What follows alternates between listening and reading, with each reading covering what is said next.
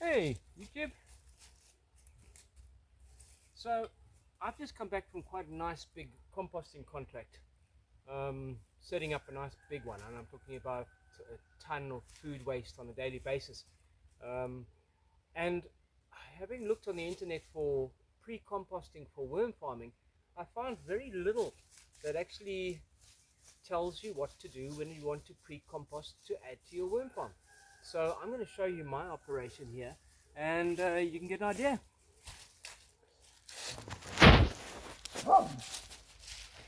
So, okay, this is my worm farming operation here.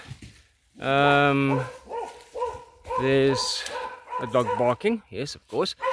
That's my tumbler over there. That's for getting the casting separated from the larger pieces.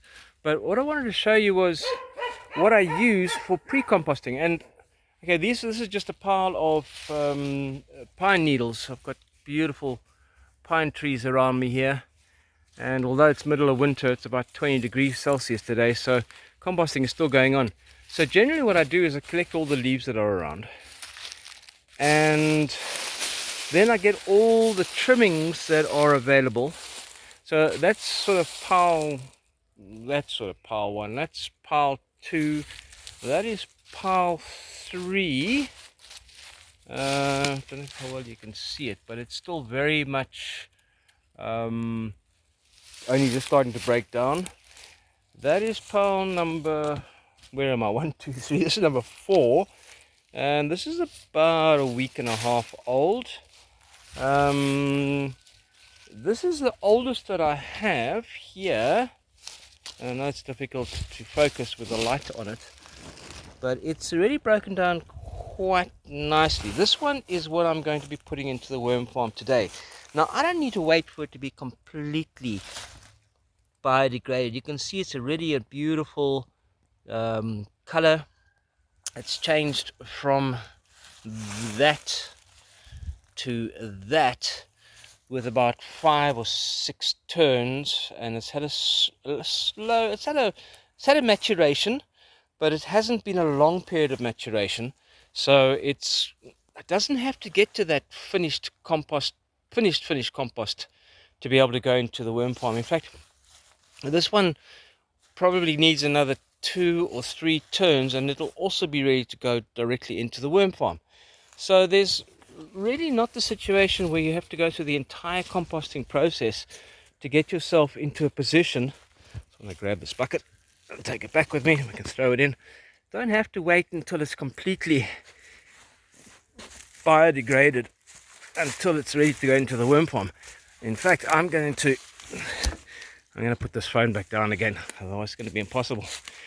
Just to show you, there's a horse manure. It's almost pure horse manure, and this is the same thing, but it's about a month older. So I mean, you can see that the worms are really breaking it down beautifully. I'll just sort of put this grass in the way so I can keep a line between the two. So that's horse manure that's about 2 months old. This is horse manure that's about 3, maybe 4 months old. And what I'm going to do now is I'm just going to add the compost onto the far end, and you see how it is. You'll notice a spade here, and there's only one time that I use a spade, and for me, because I have a solid wooden floor, I can actually get into the bottom and move it up. And I have a theory on horizontal migration, that the worms will move across to where the new food is. But I think I'm going to put compost in here, and they're all going to flock to the compost, and it may actually impede the ability for this second phase of horse manure to break down. Now, why do I say I don't use a spade? Cuts the worms in half. I use a fork 99% of the time. I only use a spade when I get right down to the very bottom of my compost. So here we go, adding compost, and I'm going to do this for a little while, so I know your time is precious, I won't keep you watching me, but here we go.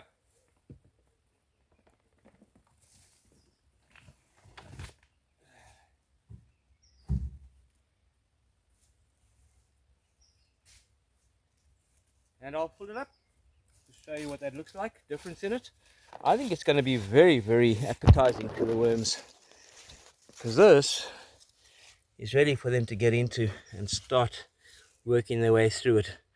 Now, don't worry about a few pine needles here and there, but if you watch some of my other videos, you'll see that I, on a regular basis, have done experimentation with other things that people say you shouldn't use. I harvested all my castings end of last month, so that was about 2-3 weeks ago. So I don't think I'm ready to harvest again just yet, but I'm really not that far away. And yes, there are worms in here. You might not have got one in that handful, but they are here and they are alive.